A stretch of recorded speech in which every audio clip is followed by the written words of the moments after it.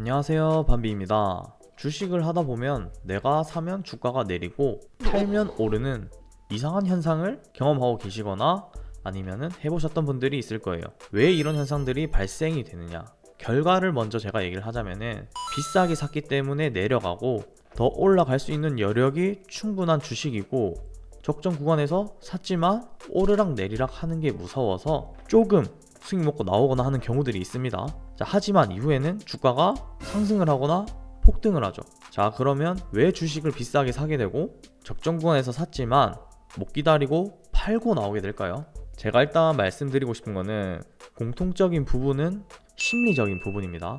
먼저 비싸게 사게 됐을 경우부터 제가 얘기를 해보도록 할게요. 주식을 비싸게 샀다는 건 시장의 관심을 받고 있는 주식이고 주가가 계속 상승을 하고 있다라는 건데, 상승하는 추세에서 이제 주식을 산 거죠. 주가가 이런 구간이나 이렇게 내려가는 구간이 아닌 이제 이런 상승하는 구간에서 우리가 주식을 산 겁니다. 그러면은 주가가 어느 정도 상승을 했기 때문에 비싸게 샀다라고 우리가 볼 수가 있겠죠. 하지만 이렇게 비싸게 사게 된 이유도 있어요. 물론 이 처음에 상승하기 전에 이런 구간에서 사신 분들은 드물어요. 주가가 올라갈지 안 올라갈지 모르니까. 제가 앞서 말했지만 심리적인 부분이라고 했죠. 자, 근데 주가가 맨날 올라가요. 맨날 주가가 올라가. 그러면은 이때 본 사람들은 이때 내가 봤었는데 이때 사고 싶었는데 안 샀는데 또 올라가네 주가가. 지금이라도 타볼까 해서 막 이렇게 사시는 분들이 있어요, 이런 구간에서. 하지만 이후에는 갑자기 주가가 내려가요.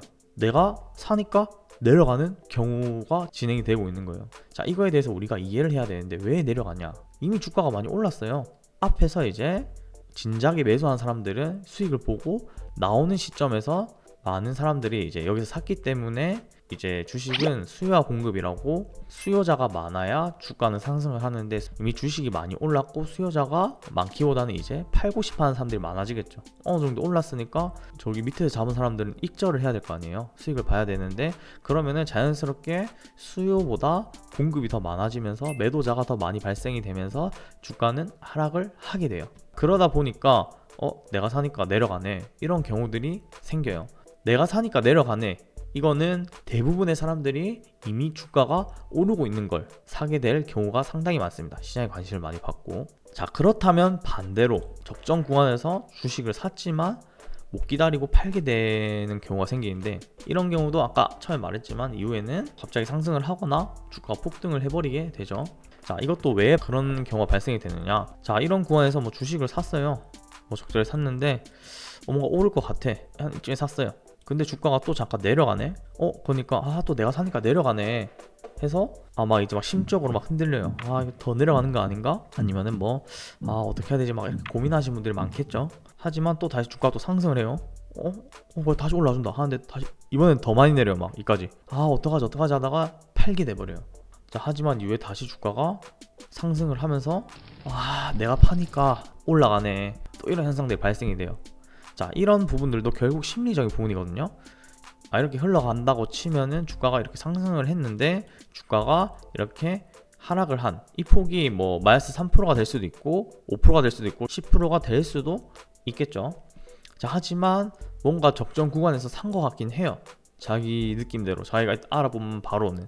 하지만 이런 현상들이 계속 발생이 되면서 버틸 수가 없는 거죠.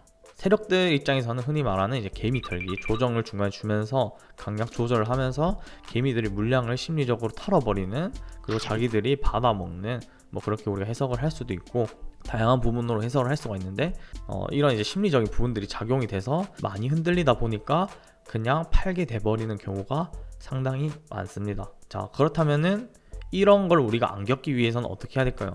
주식을 많이 공부를 하고 많이 분석을 해야겠죠. 그만큼 내가 안만큼 이렇게 주가가 흔들렸음에도 안 흔들리고 우리가 꿋꿋이 버틸 수가 있겠죠. 정말 잘 분석했다면은 이렇게 흔들리는 구간에서 나는 더 추가 매수를 했겠죠, 비중을. 왜냐? 올라갈 걸 우리가 예상을 하고 있으니까.